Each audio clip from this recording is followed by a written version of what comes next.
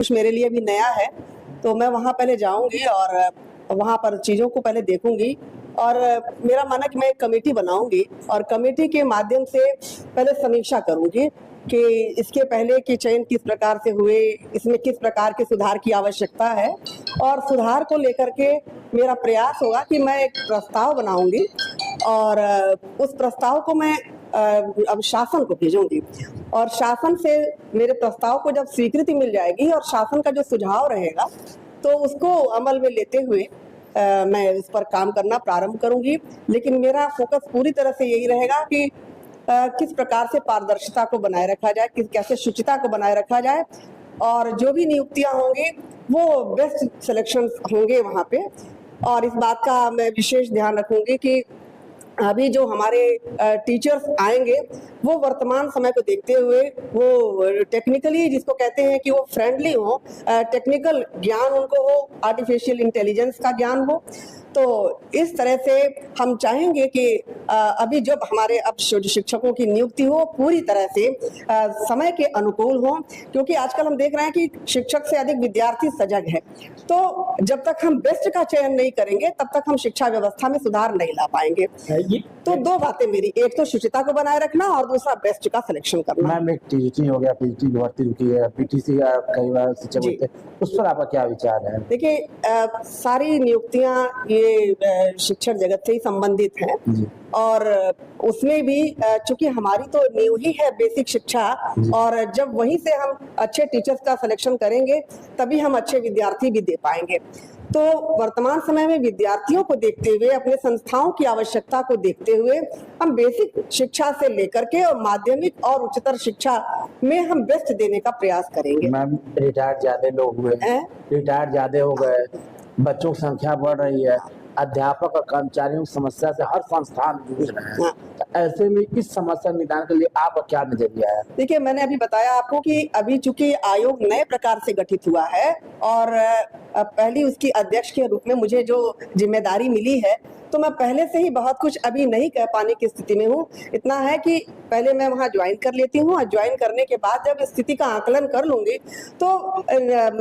Basic से लेकर के और हायर एजुकेशन तक की मेरी जो है कमेटी जो हमारी टीम होगी वो टीम जिस प्रकार से तय करेगी और सबसे बड़ी चीज कि हमारी टीम जो तय करेगी उसको जब तक शासन उसको सहमति या स्वीकृति नहीं देगा हम उसको लागू नहीं कर पाएंगे। पहले तो जितने अध्यक्ष थे कमेटी से दूरी थी, जो भी अध्यक्ष यादव जी नहीं वो सदस्य दूरी बनी थी, तो क्या उस दूरी का समाज से खत्म करेंगे? बिल्कुल बिल्कुल हम चाहेंगे कि क्योंकि हम किसी विशेष व्यक्ति का चयन इसमें नहीं करेंगे और इसमें यह है कि जितना ही हमारा कम्युनिकेशन होगा चीजें खुल करके सामने रहेंगी तो हम आमने सामने की स्थिति में बैठ करके ही और लोगों से विचार विमर्श करके ही इस पर कोई योजना बना करके और उसके बाद से एक प्रकरण चल रहा था, कई जो आयोग के मेंबर बना हाई फाइव है लेकिन उसके कारण वहाँ वेतन कम है। हाँ एक 75 है, उससे कम ही आ रहा है। देखिए वेतन पैसा अपनी जगह है और प्रतिष्ठा सम्मान और हमारा जो देश के भविष्य है, हमारे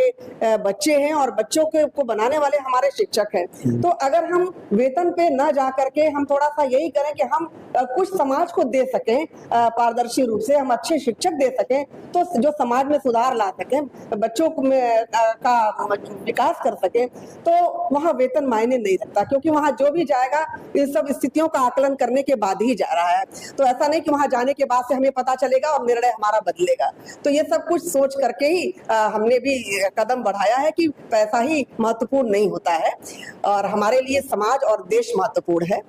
मैम एक तो आपका अच्छा है, अब एक पेपर क्वेश्चन, पहला अध्यक्ष कौन होगा तो आपका नाम आएगा। अब बच्चों को एक नंबर जरूर मिल जाएगा उस पर क्योंकि इतिहास जब जब लिखा जाएगा तो पहले अध्यक्ष का नाम परीक्षा जरूर पूछा जाता है, तो आपका पहला नाम आएगा। कई IAS भी इस लाइन में थे, कई बड़े अधिकारी, तो उनको पछाड़ के आपका नाम ना आए। इस बारे में यही कहना है कि देखिए किसी भी विश्वविद्यालय या शिक्षण संस्था या हायर एजुकेशन को जितनी अच्छी तरह से कोई शिक्षक समझ सकता है और उसकी व्यवस्था को, चाहे शिक्षण व्यवस्था हो, व्यक्तित्व विकास को हो, तो और मैनेजमेंट की भी बात जहां तक है, तो जहां तक एक शिक्षक इस बात को समझ सकता है, मेरे ख्याल से शायद एक IAS या प्रशासनिक अधिकारी केवल प्रशासन तो कर सकता है, लेकिन ओवरऑल जो देखने की बात होती है वो शिक्षक बेहतर ढंग से समझ सकता है। तो जो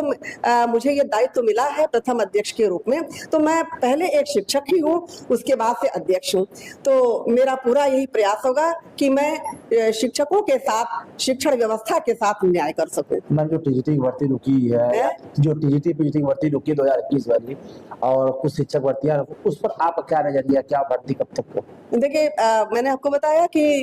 ये प्राथमिकता में है, क्योंकि अभी तक जितना भी विलंब हुआ, मेरे हिसाब से शासन का भी यही प्रयास है कि जल्दी से जल्दी, देखिए पिछले सप्ताह ही